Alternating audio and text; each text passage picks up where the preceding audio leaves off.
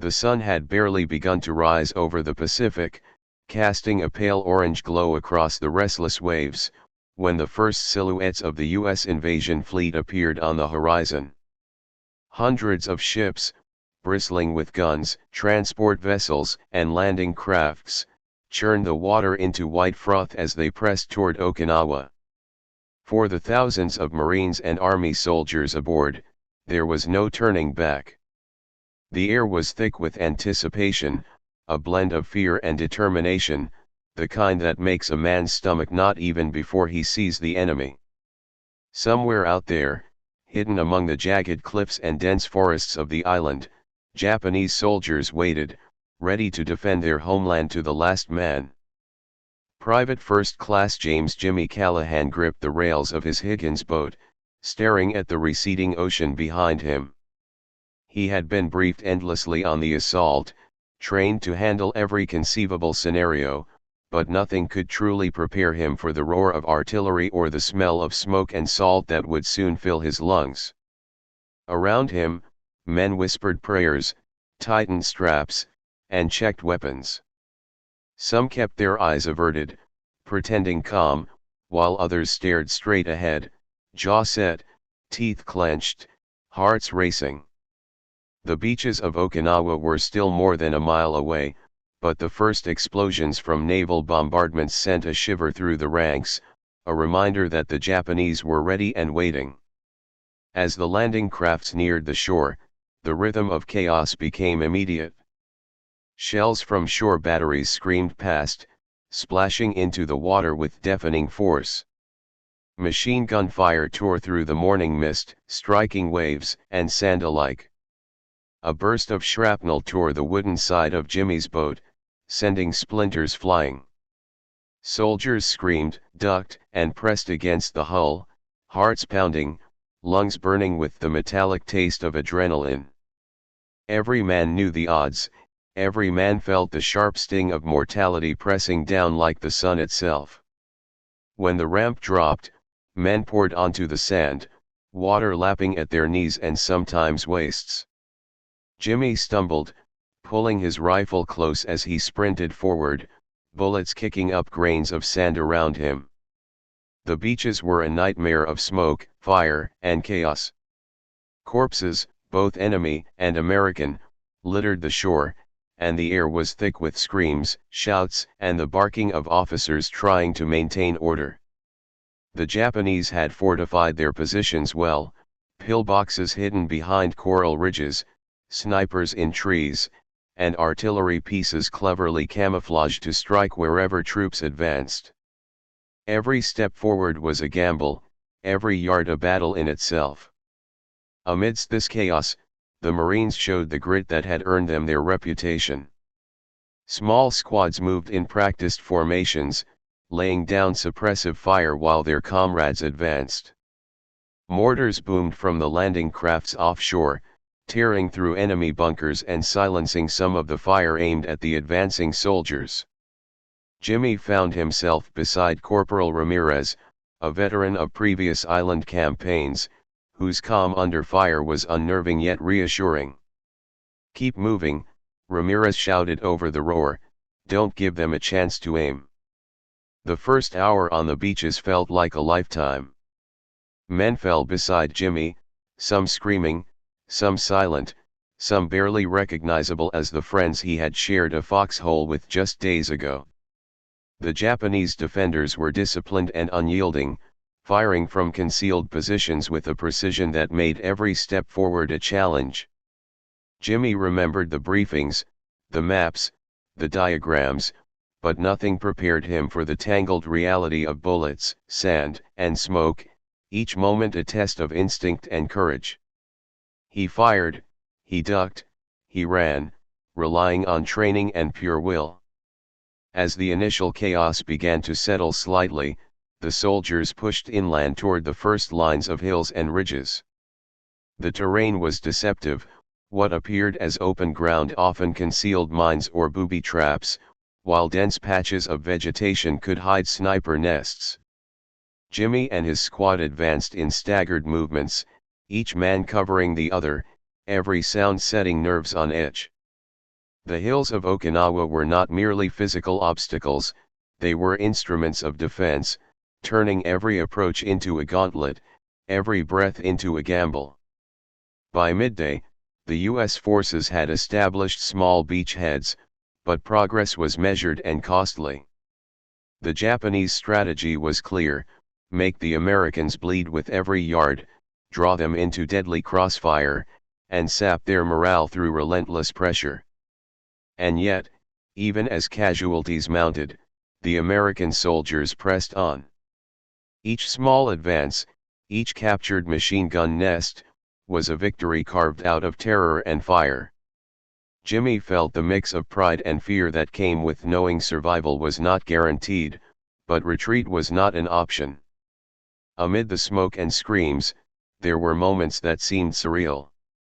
Soldiers helping each other across shattered ground, medics running into open fire to carry wounded comrades, young men offering water to the injured despite the chaos around them.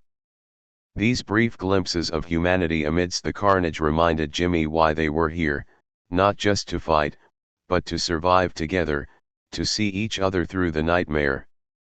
It was in these moments that courage was not about fearlessness, but about action despite fear. As evening approached, the tide slowly turned in favor of the Americans. Naval gunfire continued to pound enemy positions, and reinforcements arrived to bolster the weary units. But the fight was far from over. Okinawa's interior loomed, a maze of hills, caves, and fortified positions that promised even more danger. The soldiers who survived the landing knew they had only crossed the first threshold. The island itself awaited, ready to exact a higher toll. Jimmy, exhausted, bloodied, but alive, finally allowed himself a moment to breathe. The beach was a hellscape, yet somehow, in the midst of destruction, there was a sense of grim accomplishment. The Americans had landed, established footholds, and shown that their resolve was unbreakable. But as the sun dipped below the horizon, painting the Pacific in shades of fire and blood, Jimmy understood that the true test of courage, endurance, and human spirit lay ahead beyond the beaches, in the heart of Okinawa itself. And so, as night fell over the shattered shores, the soldiers dug in, prepared for the next day. The war for Okinawa had only just begun, and every man knew that survival would demand every ounce of skill, every scrap of courage, and a determination that could not waver. Hell on the hills. The sun had barely risen over Okinawa when the soldiers who had survived the brutal beach landings found themselves facing a new nightmare: the hills. Rising sharply from the shore, the terrain was a labyrinth of jagged ridges, dense foliage, and hidden caves. Every slope seemed alive, every tree a potential sniper nest. The Japanese defenders had transformed the island into a fortress, and the Americans quickly realized that this battle would be unlike any they had fought before. Here, the fight was no longer just for land, it was for survival, for every breath taken beneath the tropical sun. Corporal David Harlan wiped the sweat from his brow, his uniform soaked and sticking to his skin. He squinted at the nearest ridge, where a machine gun nest unleashed a continuous hail of bullets. The Americans had learned on the beaches that speed alone would not win this war. Hills demanded strategy, courage, and unflinching resolve. Harlan motioned to his squad to spread out, crawling across broken ground, ducking behind shattered trees, and using every shadow as cover. Each step was a negotiation with death itself. The Japanese had perfected the art of defense. Caves and tunnels carved into the hills allowed them to fire upon advancing troops and then vanish, leaving no trace. Mines and tripwires concealed in underbrush added a deadly element to every movement. For the U.S. soldiers, it was like fighting a ghost army, one that could strike from any angle and then disappear into the earth. Harlan's squad moved cautiously, every grunt and snap of a twig setting nerves on edge. The terrain seemed endless, the enemy invisible yet omnipresent. Suddenly, a burst of rifle fire erupted from a ridge to the left. Private Miller cried out as a bullet tore through the sleeve of his jacket. Harlan shouted, signaling his men to return fire while inching forward. The air was thick with smoke and dust, the sun glaring through the haze, reflecting off the green hills like molten metal. Every rock, every fallen log, became both shelter and potential death trap. The soldiers advanced in small, deliberate motions, each step measured, each action calculated to survive. Artillery fire from U.S. ships offshore continued to shake the hills, tearing chunks from the rocky terrain, sending plumes of dust into the sky. Yet the Japanese were resilient. Every destroyed nest seemed to be replaced by another hidden position. The soldiers soon realized that the only way to take the hills was to move deliberately, clearing each cave, trench, and bunker with a combination of grenades, rifles, and sheer courage. Harlan paused behind a large boulder, surveying the ridge. A fellow soldier, young and trembling, whispered, "How many more?" Harlan's eyes hardened. "As many as it takes," he replied, gripping his rifle. He had learned quickly that fear could be weaponized by the enemy. Hesitation could mean death. In Okinawa, hesitation was a luxury no man could afford. The battle soon turned personal. One by one, small squads engaged Japanese soldiers hiding in the terrain's labyrinth.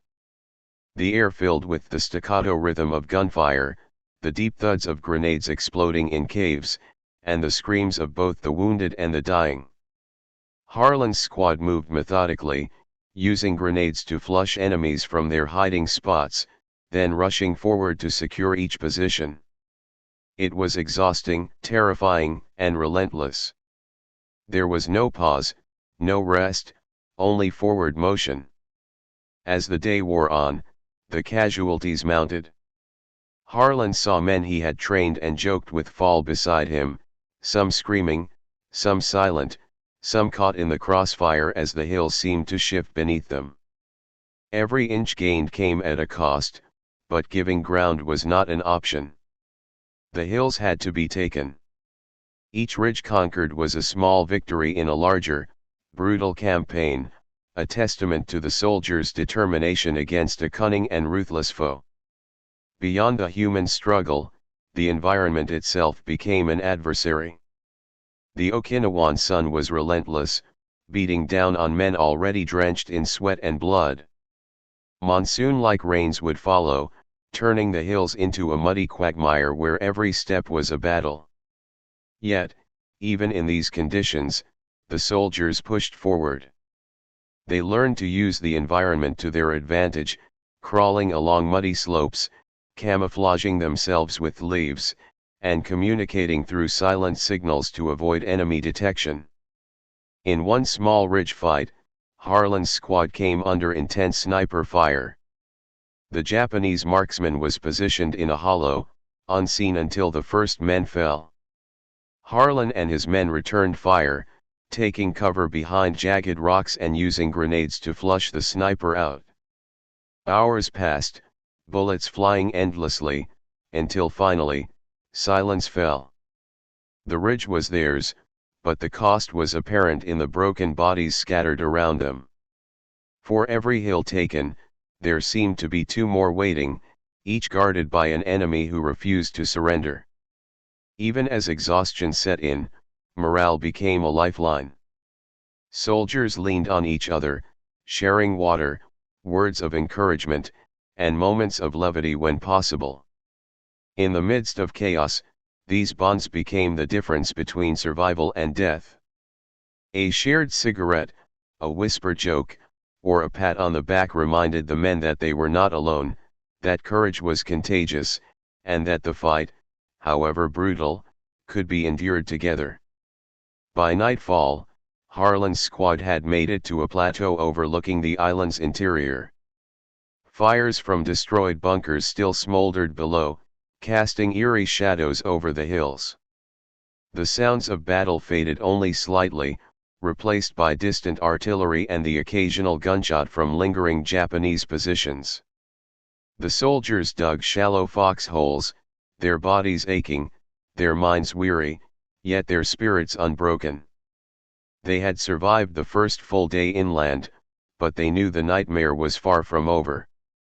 As the moon rose, casting silver light over the bloodied hills, the soldiers could hear the distant cries of the wounded and the hushed movements of enemies still in hiding. Every man understood that tomorrow would bring more fighting, more loss, and more courage tested to its limits. The hills of Okinawa were alive with danger, and the battle for the island had only begun in earnest. Harlan lay on the hard ground, rifle across his chest, eyes scanning the shadows. He thought of home, of the life he had left behind, and wondered if he would ever see it again. Yet he also thought of his squad, of the brothers in arms who had shared this day of hell. In that thought, he found a flicker of hope, a spark of determination.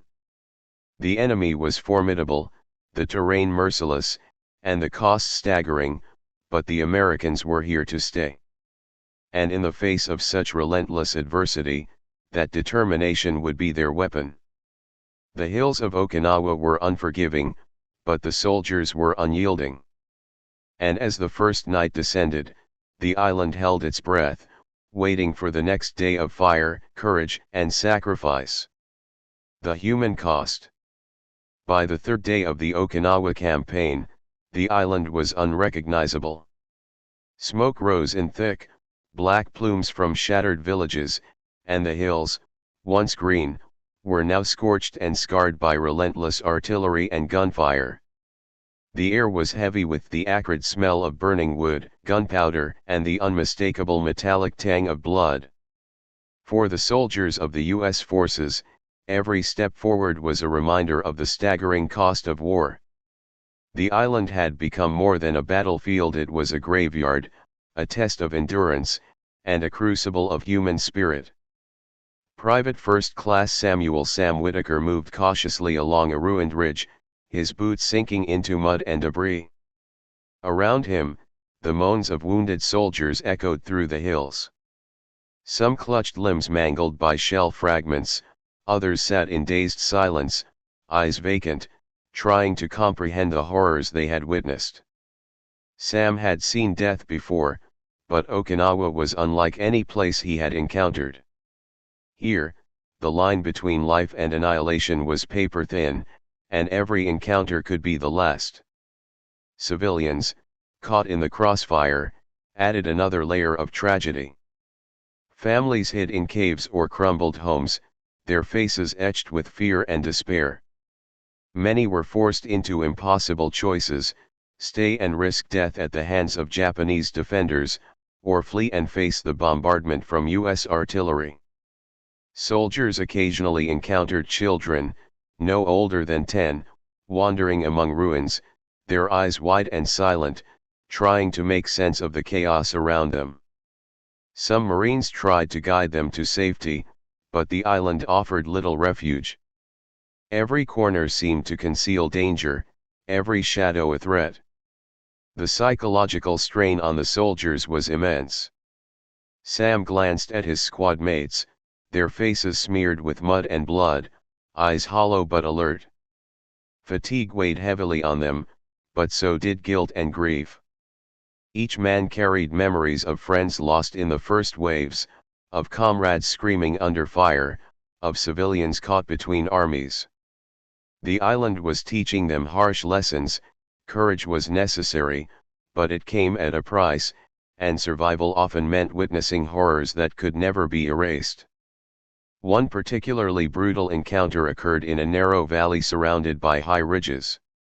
Japanese forces had established concealed machine gun positions, firing from multiple angles. Sam's unit had to advance under constant fire, dragging wounded men along with them. Bullets ricocheted off rocks, and every movement risked death. One of Sam's closest friends, Private Harris, was hit by a sniper round. Sam knelt beside him, pressing his hands to the wound, but he could feel the life slipping away. Harris whispered a last word of encouragement before going still. Sam forced himself to continue, leaving his grief behind to fight for the rest. Even the medics were stretched to the limits. Field hospitals overflowed with the injured, many suffering from burns, gunshot wounds, or broken bones. The constant roar of artillery and the never-ending flow of casualties created a sense of overwhelming helplessness. Medics worked tirelessly, often under fire, performing procedures that would seem impossible under calmer conditions.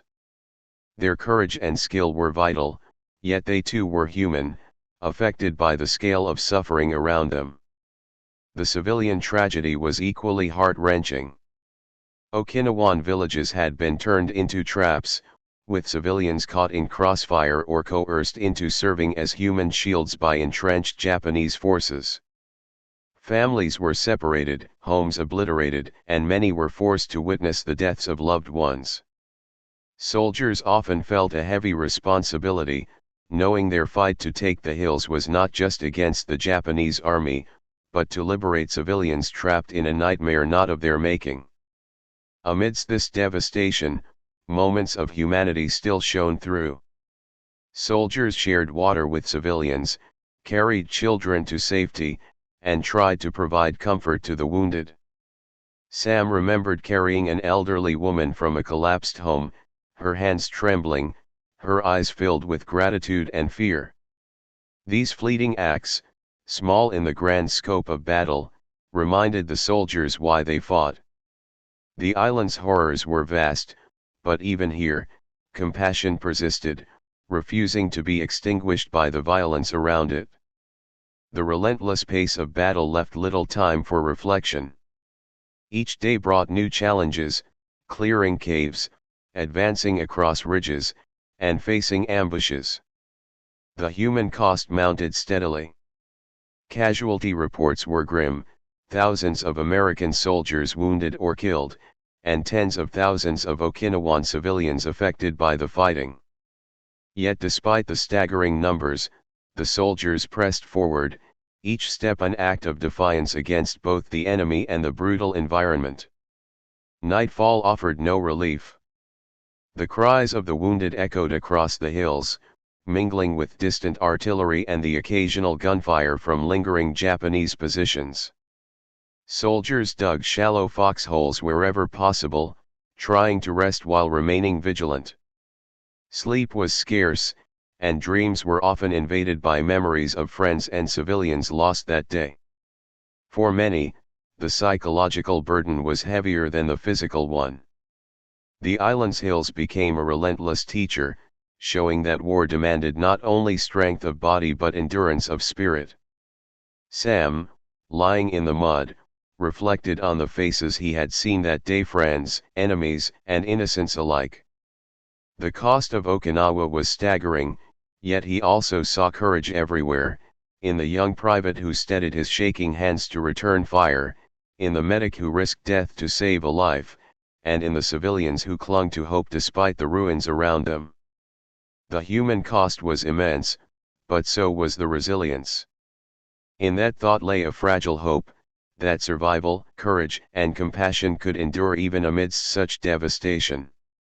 By the end of the day, the soldiers had advanced further into Okinawa's interior, but the price had been paid in blood. Sam and his squad counted their losses, honored the fallen, and steeled themselves for another day. The battle was far from over, and every man understood that each victory came with a debt of sacrifice. Okinawa had revealed its true face, a crucible where courage, endurance, and humanity were tested in equal measure. As darkness enveloped the hills, Sam closed his eyes for a brief moment, listening to the distant cries and the whisper of the wind through the trees. Tomorrow would bring more fighting, more heartbreak, and more acts of bravery. The human cost was not just a number, it was the faces, the voices, and the lives of everyone who called this island their home, or who had come to fight on its soil. In that understanding, Sam found both sorrow and determination, sorrow for those lost, and determination to see the battle through, no matter the cost. Victory and reflection. The dawn over Okinawa was deceptively calm. After weeks of relentless fighting, the air seemed still, almost reverent, as if the island itself was mourning the countless lives lost. The hills and plains were littered with wreckage, shattered bunkers, and the remnants of battle. For the American soldiers, the end of the campaign was finally in sight, but it arrived with an eerie silence that spoke louder than any gunfire. Victory had been earned through sweat, blood, and unimaginable sacrifice. Lieutenant Marcus Hayes stood atop a ridge, surveying the aftermath. His uniform was caked in mud, his face streaked with grime and exhaustion. Around him, men moved cautiously, securing positions and searching for pockets of Japanese resistance. The enemy was diminishing, but they had not vanished entirely.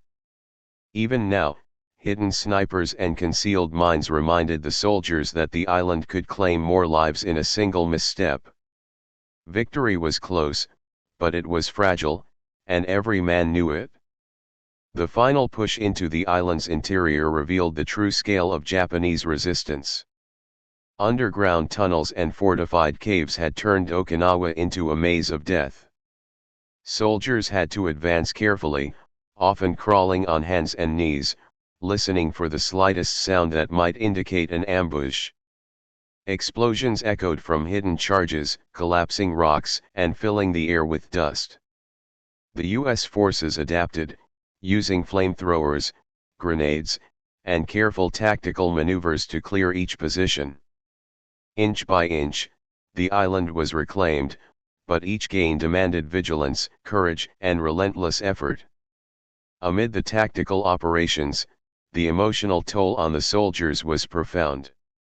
Many paused at makeshift memorials to fallen comrades, etching names into the soil or leaving personal items behind.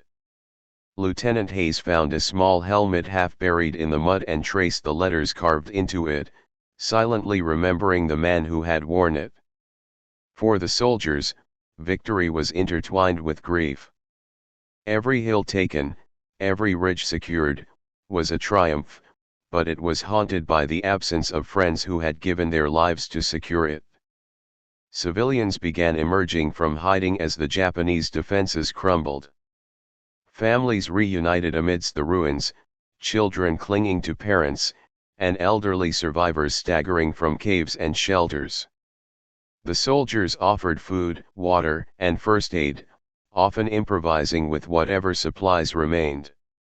The sight was bittersweet, relief and joy mixed with sorrow, as entire villages had been destroyed and countless lives irreversibly changed. These moments reminded the soldiers of the human stakes behind their mission. Okinawa was not just a strategic victory, it was a fight to protect lives and liberate those trapped by war. The psychological impact of the battle became increasingly apparent. Soldiers who had survived days of intense combat were changed. Some laughed quietly at absurdities to mask fear, while others sat in silence, staring at the distant horizon, replaying the chaos in their minds. Letters from home and occasional radio broadcasts offered a connection to the world beyond the island, but for many, the experience had created a gap between them and the lives they had left behind. Yet, amidst this transformation, bonds forged in combat remained unbroken, a source of strength as they navigated the final days of fighting. As American forces secured the southern regions of Okinawa, the Japanese resistance concentrated in a few remaining strongholds. Fierce clashes erupted in these pockets, the intensity of battle a stark reminder that surrender was never an option for the defenders. The soldiers adapted, combining intelligence from captured prisoners with coordinated attacks to minimize casualties while neutralizing threats. Precision became as important as courage, every movement had to be calculated, every decision deliberate. The cost of mistakes was measured not just in lives lost, but in the potential prolonging of the island's suffering. By the second week of June 1945, the last major Japanese positions had fallen. Okinawa was, in strategic terms, under American control. But the victory was far from a simple celebration. The island was scarred, its population decimated, and the soldiers themselves carried deep, invisible wounds. Lieutenant Hayes walked through a village reduced to rubble, observing children playing among ruins, civilians cleaning debris, and soldiers distributing rations. There was a tentative sense of normalcy, but it was fragile, built on the bones of the dead and the endurance of the survivors. Reflection became a central part of life in the aftermath. Soldiers shared stories of bravery, recounted narrow escapes, and remembered the sacrifices of comrades. Hayes, writing in his journal one evening, noted that courage was not the absence of fear but the persistence to act despite it. He recorded the faces of men who had inspired him, the civilians who had endured unimaginable hardships, and the strange, surreal beauty of the island that had become a battlefield. In these pages, he sought meaning in chaos, trying to reconcile the brutality of war with the resilience of the human spirit. The strategic importance of Okinawa was clear. Its capture provided the Allies with a critical staging ground for the eventual invasion of mainland Japan, as well as a psychological boost demonstrating the reach and capability of American forces. Yet for the soldiers on the ground, the statistics were secondary. They measured success in moments: a village secured without further civilian casualties, a wounded comrade saved, or a ridge taken after hours of grueling combat. These were the victories that mattered, tangible and human, etched into memory in ways numbers could never capture. As the final days of combat gave way to occupation, the soldiers began the slow, painstaking process of rebuilding. Roads were cleared, communication lines restored, and essential services resumed wherever possible. The work was far from complete, but it symbolized a commitment to restoring life in a place that had known so much death. Soldiers, civilians, and volunteers worked side by side, a quiet testament to resilience, courage, and the hope that even in the wake of tragedy, life could continue. Lieutenant Hayes often paused at the edge of a cliff overlooking the island's western coast. The Pacific stretched endlessly beyond, reflecting the morning sun in waves of silver. In that moment, he could see both the cost and the promise of Okinawa, devastation that demanded remembrance, and survival that demanded respect and care.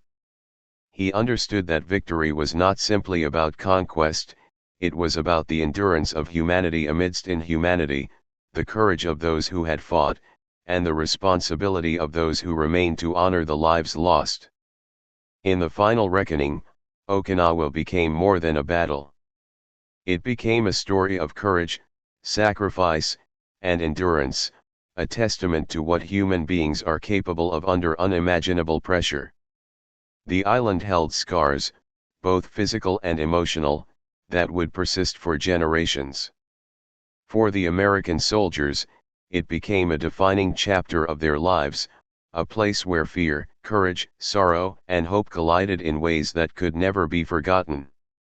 As the sun set over the battered island, casting long shadows over the ruins, Hayes and his men stood silently, remembering the fallen, acknowledging the survivors, and contemplating the fragile peace they had earned. Victory had come at an enormous price, but it had also revealed the resilience, humanity, and indomitable spirit of those who had fought. Okinawa would never be the same, nor would the soldiers who had survived its trials, yet the story of their courage would endure, etched into memory like the scars of the island itself.